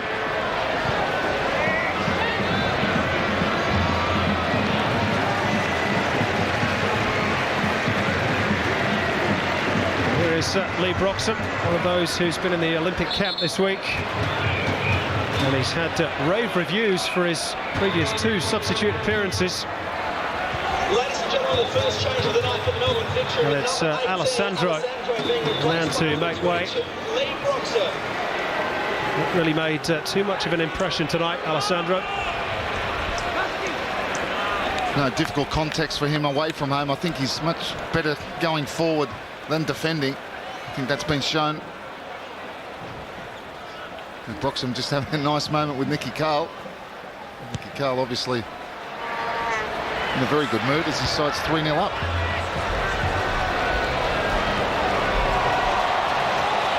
Now Charlotte claiming the foul. Play on, says Matthew Breeze. Matt Thompson continues his run. Well watched by Muscat. Melbourne do at least win the throw. Gary Van Egmond, still no change to the facial expression, but inside he must be thinking the job's done. And of course, if it is done, he was promised the job on a full-time basis by Con Constantine. Actually told us pre-game, Gary Van Egmond, that he thought he'd got the job for next year in any case, but surely now Bridge has a little chop out at Vince Leah, and we'll get the yellow card for the challenge on Vargas. Well, he doesn't need to do anything silly. He's got 2 goals tonight. They're fired up though, aren't they? The adrenaline's pumping, I think. He's gone in there on Vargas. He's going for the ball. I don't think there's anything malicious in it. But certainly dangerous play.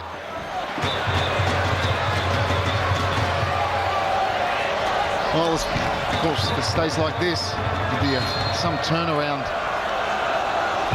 if it happens, but either Queensland or Sydney will be going out this weekend.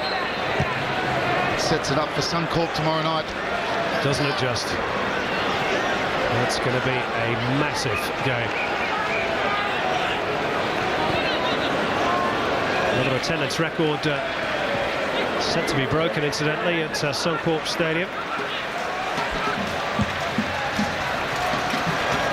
Adrian Caceres, incidentally, is standing by for Melbourne. Will be thrown on shortly by Ernie Merrick. That's a lovely turn by Mark Bridge. Not such a good pass, though. He spoiled it with the pass, didn't he? He's had a great game, though. 2 goals. He's been busy, involved in the play, working back, defending when he has to. Just on Melbourne, obviously a bit of a reshuffle. Broxham's now playing where Mark Burns was, in front of that back four. Mark Burns taking the place of Alessandro, left back position.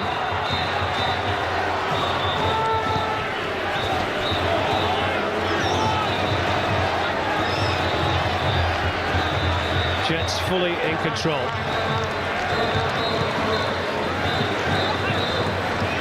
But you have to credit the way they've set themselves up to attack this game. They went for it for the first whistle, Newcastle. Leads into play again. This is Griffiths. They're looking for a fourth here. Mark Bridge on a hat-trick. Bridge!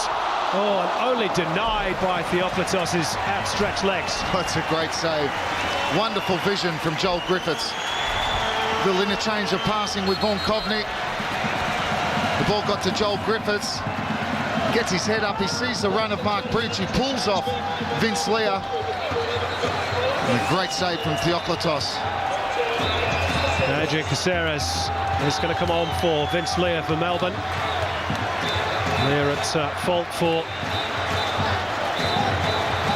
one of the goals tonight.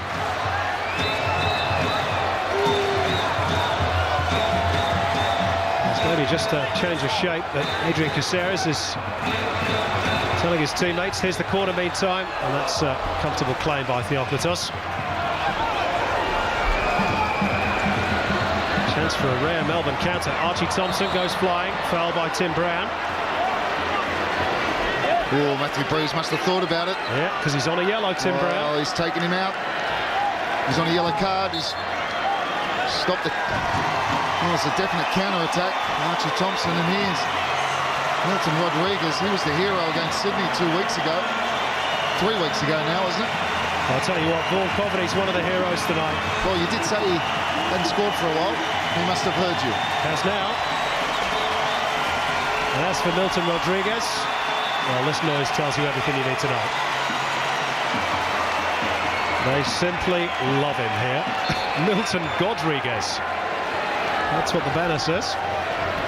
Those headbands have sold by the thousand this part of the world.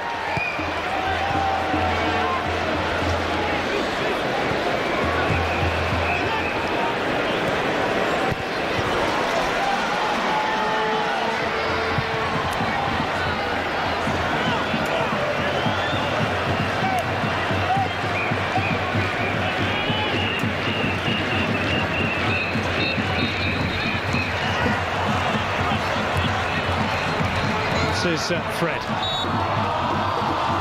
2 number 8s in combat. Eddie Thompson will set the free kick. This is Brebner. Normally Brebner and Muscat patrol the midfield like the caged tigers, and they rule. Not tonight. Brown and Mushalik have done a superb job. They haven't been aided by Nicky Carl, who's dropped in there to outnumber Brebner and Muscat.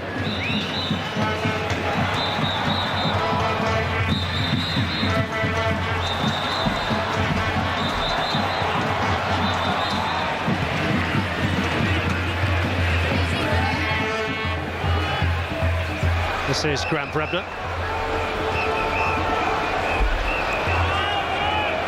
Muscat popping up on the left wing. Now Caceres, his first real involvement. And look at the backtracking by both Jade North and Steve Eagleton. Not for a second have they left Thompson or Alsop alone. Ocon's played his part as well. Loses out there though to Caceres. Mike bounce kindly for Danny Alsop. Oh, he's going away towards the corner flag. It doesn't look good, but it's not an easy chance. He's going across. He gets a little bit lucky with the ball there. He's going away from goal. He's trying to swivel back to hit it. He goes for power. Skies it. Now, confirmation of the crowd tonight. It's not quite the record, but it's pretty good attendance nonetheless. 19,601. The Jets' second highest ever attendance. Aren't they loving it? In Bay 2 of the Eastern Grandstand. That's where the squadron is based. Squadron Ultras, as they're known these days, apparently.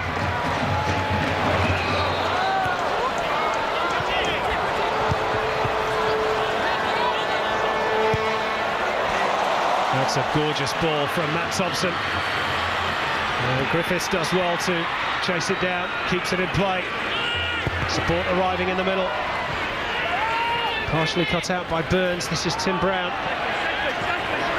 Caceres for company.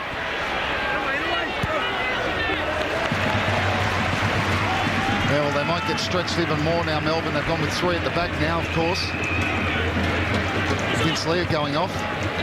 Leah's playing it right back, and Vargas central, Mark Burns to left.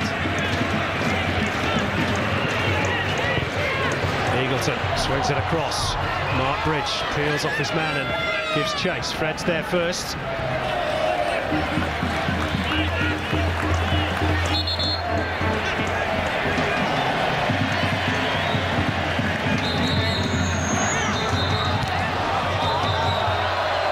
Good skills by Theoplatos.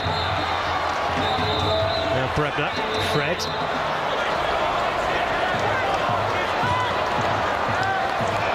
Miscontrol though by Danny Alsop. It's just not been Melbourne's night in many respects. No, but that's down to Newcastle as well. The pressing. They've never allowed Melbourne any time on the ball. And they've gone in numbers. It hasn't been one off. One goes, puts pressure on the ball. There's someone else right behind him. Well, I'll ask you a premature question. It's a big one too. Can the Jets win it? I'm talking about the old golden toilet seat itself. Well, of course they can in this form. Who wants to play them? Brebner coming forward. Alsop.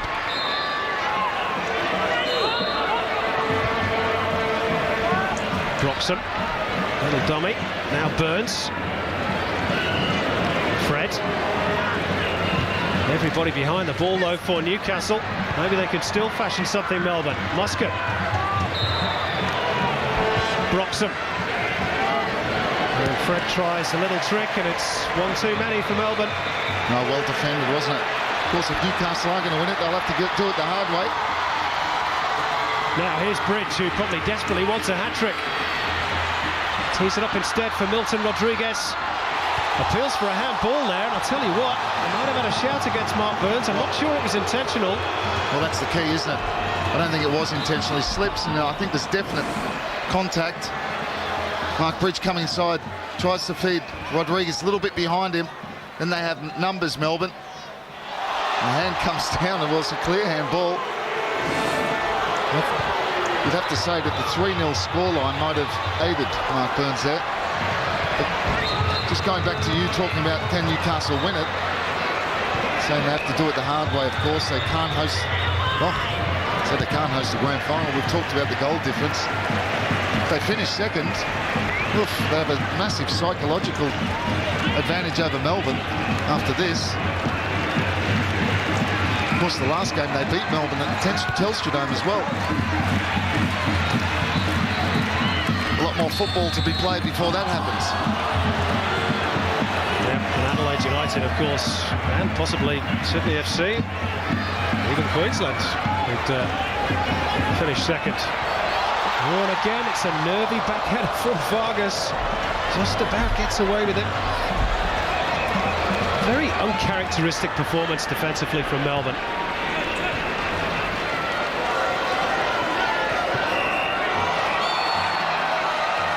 Opened up, very unsure of themselves.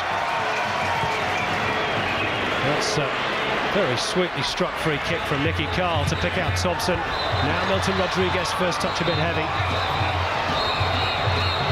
Muscat just fends him off. So he was a weightlifter just toying with a kitten there. Now Alsop trying to run at pace. Straight into Matt Thompson. He's been as firm as a rock tonight for the Jets. And then a little chop behind on Brebner by Ocon. Matthew Breeze happy to let play go on.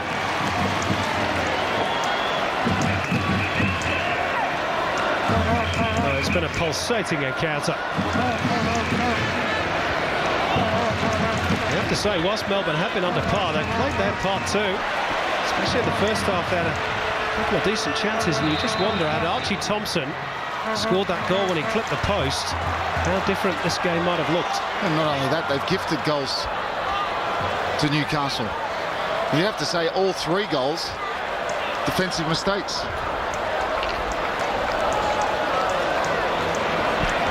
They had the chances, Melbourne. Pointed out Archie Thompson having the best one. But Newcastle, fairness, have been excellent. Their pressing, their desire, hunger, pressing on the ball as soon as a Melbourne player gets it to Newcastle players with another one behind, or wherever that Melbourne player passes the ball. Away again here, Newcastle. Joel Griffiths free on the right. Joel Griffiths, 4-0. Oh, Melbourne in total disarray, and it's 4 for the Jets, and surely now they are in the 4. Well, look at the faces. They can't believe it themselves. They're torn apart again, Melbourne victory. We said we're playing 3 at the back, trying to get back into the game. They're going to leave themselves open. And the way Newcastle play, well, we talked about Melbourne's ability to counter-attack. Well, what about Newcastle's ability? Look, great little touch, great awareness from Matt Thompson. Bridge probably thought he was onto a hat-trick. He wisely lets the ball go and unselfishly allows the ball go to Joel Griffiths. He keeps his cool, and that's his 3rd goal in 2 weeks, Joel Griffiths, and 4-0. Who would have predicted it? Well, I think even Gary Van Egmond now believes that his team is going to be in the 4. Now the goal difference for Newcastle is now +2. Adelaide will be sweating. They're +3. Oh. If Adelaide lost by 1 goal, if Queensland and Sydney draw and Adelaide lose by the odd goal, they're equal. If it stays like this. We've got another 16 minutes to go yet. We need calculators as part of this job, you know. Or abacuses for me and you. Well, it was potentially going to be a letdown for all the neutrals, we might say, because if Melbourne would have won here, the 4 would have been decided. Kevin Muscat showing his frustration. And with questionnaires, Ernie Merrick will be filthy about this performance. Kevin Muscat, well, there's not much in it. Bit of a poke. Joel Griffiths goes down. But Ernie Merricker will now have a big job to do. Defeated at home by Queensland last week. Absolutely thumped here. He's going to have to lift them before, because if those things come out, he might have to come back up here next week. Well, I'll tell you what, with 50 minutes to go, the final whistle at the moment can't come soon enough for Ernie Merrick and his team. It's a long time since they've been so thoroughly outplayed as this. Well, I don't think they've ever had 4 put against them. Correct me if I'm wrong.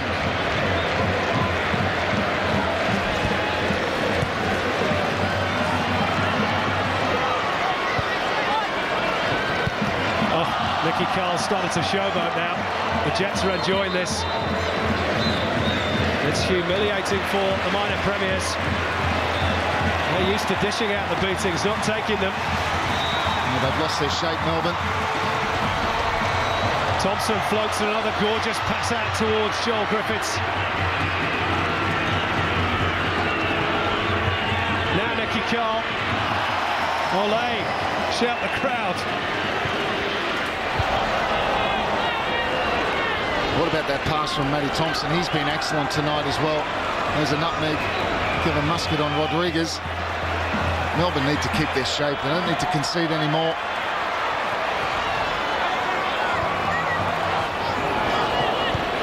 Well, it's certainly an embarrassing night for a team that's won the league so convincingly. Well, there's always the danger. We saw it with Adelaide last year. The intensity went out of their game. Comfortable, they knew they were finishing first, they knew that they were a chance to host the grand final. Exactly the same Melbourne this season. Run away with it. Doesn't matter how much you talk it up and say no, the intensity won't go. It just does. Well, it hasn't for the Jets, and they're away again here. Melbourne stretched, not for the first time. Milton Rodriguez wants the ball played fast stick. Well, he was far too fast stick. He was too eager. Joel Griffiths getting caught up in the excitement. Goes down the right. His first touch isn't great. Takes him too straight. Needed to angle that a little bit more, and he doesn't wrap his foot around it.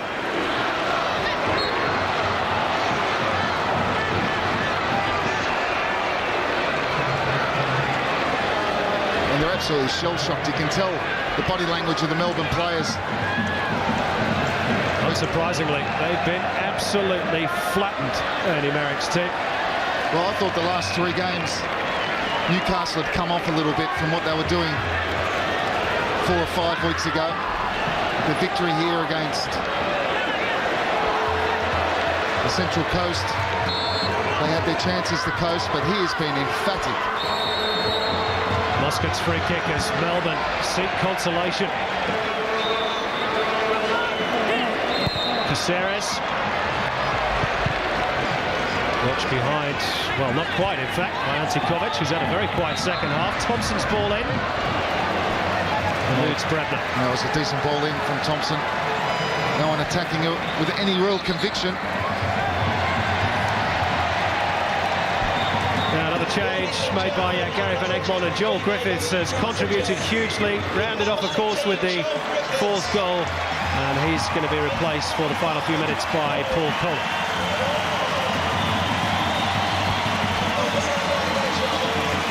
Standing ovation for Joel Griffiths. Yeah, much deserved. Very good game from Joel Griffiths.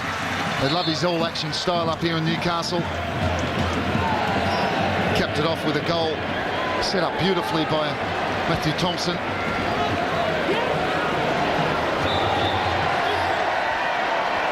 And you talked about Adelaide's game at the Central Coast, and I'll tell you one thing. Laurie McKenna will want a performance out of his side. He feels he should have been in the 4. Maybe if they'd had someone to take the chances they'd made all season, quite maybe well have been. Maybe if they kept Damien Murray, they might have been in the 4. Well, what is for sure is that at Suncorp Stadium tomorrow night, both Queensland and Sydney have got to go and try and win the game. Matt Thompson gets a yellow card. I think that's right. Broxham had come inside him. He's certainly late. Good play from Broxham. Comes on, Matthew Thompson. Doesn't hold his leg out, he just holds his ground.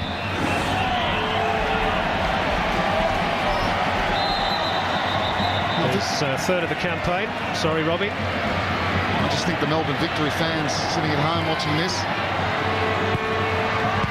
be very, very confused. Never mind the ones at home. What about the ones who've travelled? Oh dear, it's not been a good night. That's a worse one. Really good point. As for the Jets fans, though, I can tell you there's a Mexican wave going around the ground at the moment. They're in celebration mode already. What a match tomorrow night.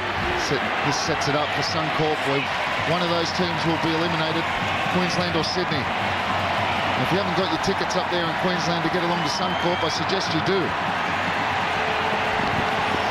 Yeah, whatever else you were going to do, as I said at half-time, cancel it. Not to be missed, that one. Tim Brown, who's been a real battle in midfield for the Jets. Well, him and Michalek both been excellent, haven't they? Up against all the experience of Kevin Muscat. Grant Brevner, Kevin Muscat's coming off. I think he's actually just signalled to the bench that he was so upset with that decision that he's not going to play anymore. He's had enough. He's walked straight off. Christian Sarkis was perhaps coming on anyway, but they're telling him to go back on. It's all happening here. I don't think I've ever seen this. A coach arguing with his captain saying he wants to come off, and Merrick saying, you're not going off, get back on. No, I think it's the referees. Well, they haven't done the substitution yet. Now they can do it. My apologies. Aaron Healy was there, just standing with Sarkis. Matthew Breeze hadn't allowed the substitution to take place. And early Merrick were just explaining to Kevin Muscat that they weren't telling him to get back on. Just saying get back on until the substitution can take place.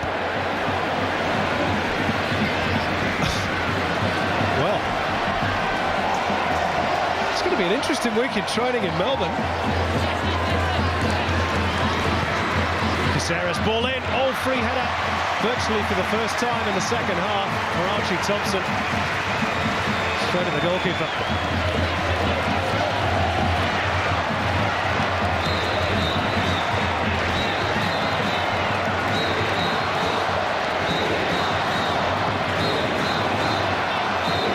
Picking up the sound of the crowd at home in full voice, because they've really played their part tonight as well.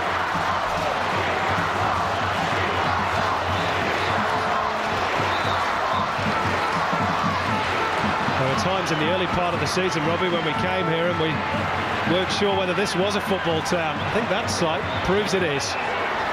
And it the sounds. Always has been. We just needed to reconnect. I remember coming back to Northern Spirit in '98 and breaking the old NSL record. We broke Newcastle's record.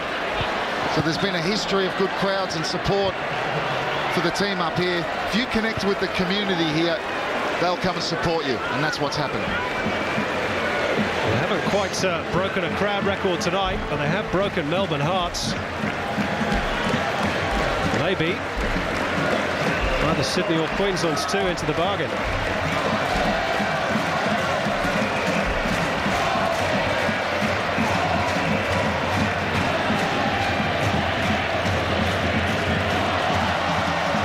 Done again by Nicky Carl. Bridge and Broxton in a tangle. Gary Van Egmont's on his feet at the edge of the technical zone, just telling his players to calm down a little bit. He knows that the adrenaline is running high. Well, you don't want any red cards. The result is there. Just don't concede anymore. Try and get one. Get a consolation goal. There's certainly nothing stupid on his players' part. He's going to have to regroup this week. It's going to be a big week in training for Melbourne Victory. They will play away next week. Gary Van Egmont knows he's in the form. He just doesn't know whereabouts. I think he also knows he's got a job next season. Well, you have to give him a lot of credit. And they were rock bottom when he took over, winless. And now they're in the fall. And not only that, have a look at the crowds, the last 3 home crowds. Yep, it's one for the football romantics right across the country. Whoever your team is, you can't fail but be impressed by the Newcastle Jets, particularly when they're on song. And in this second half, well, they've not just been on song, they've been on fire.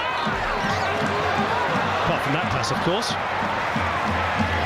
Now Thompson, do Melbourne have a goal in them? Also, they just can't hit the target. Newcastle, Jade North, Steve Eagleton appealing for handball. The ball in from Thompson appeared to come off the hand. If Breeze didn't give it, he got underneath it too much. Good power on the shot.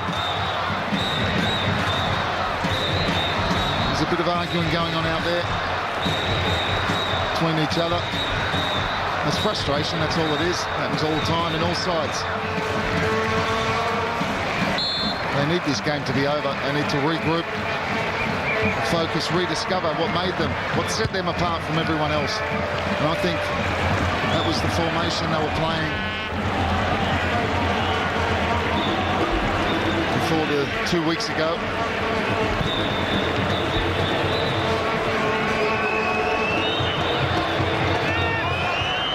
Thompson's back header. And Kovic, who's virtually a spectator in the second half, gets to at least earn his money. Paul Ocon's made a good return as well. Sure has. Been very calm, good partnership. I'm sure that was a big decision to leave Durante out. Well, he's been justified in his team selection tonight, hasn't he, Gareth Van Egmond? Tim Brown too. This man's an automatic selection, of course, Nick Carl.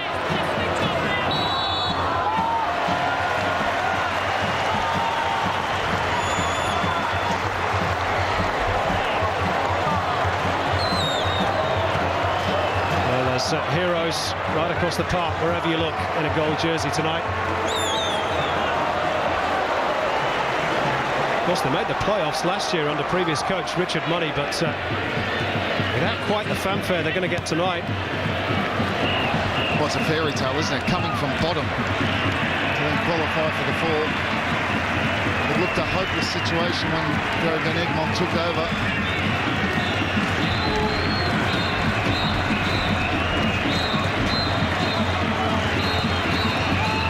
Is there perhaps another goal in the Jets? There's Michalek, who drives one in. Headed by Brebner. And Milton Rodriguez reacted first amongst all the grey shirts. And offside flag up against Tim Brown.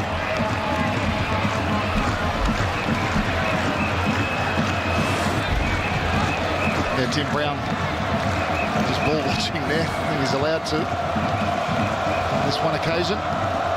Just standing on the penalty spot as that ball came in. Easy decision for the referee's assistant. Thompson. Back heel just took it out of range of Caceres. Sarkis. Now Broxton.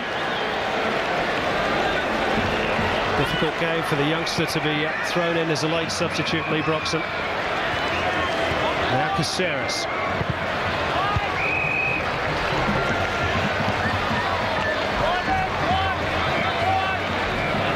Just hasn't been the conviction about Melbourne tonight, certainly in the second half.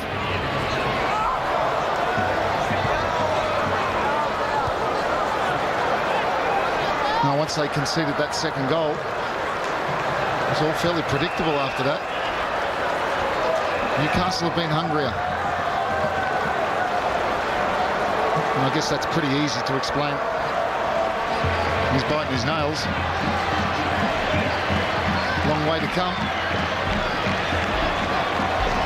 Not too much reward for them tonight, those loyal Melbourne fans, but sure they'll be back in the playoffs.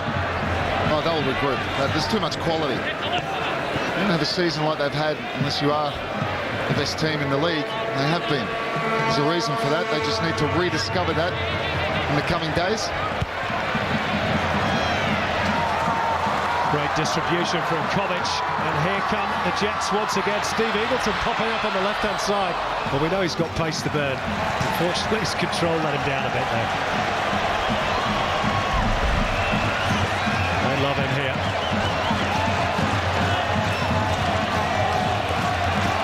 Of course, he was a doubt for this game, Steve Eagleton. Carried off last week with knee injury against Perth. He wasn't going to miss this. You always get a bit of stick from your teammates when you get carried off, and then all of a sudden you're fit for the next game. Here's Bridge, who's still on the hat-trick. Maybe this is his final chance for an injury time. Which there will be 3 minutes. And Charlotte turns away from danger. Andy Durante is going to be Gary Van Egmond's third and final change in a moment. Meantime, little dummy, Charlotte trying to thread it through for Brown. Melbourne just had too many bodies in the way, and now the Victory have the free kick.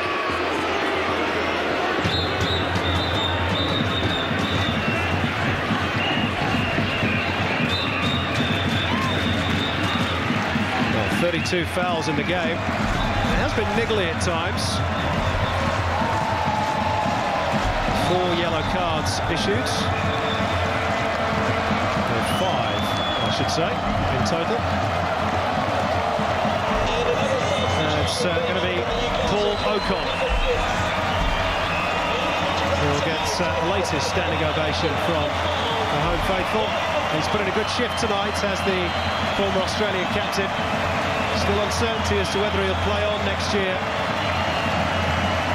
But he won't play on for the final couple of minutes tonight. Andy Durante, his replacement. No, good performance, good comeback. It's a handshake off his coach. It's all smiles. Good partnership with Jade North. They've done very well. I'm sure the instruction to Andy Durante is simple. Don't get a yellow card.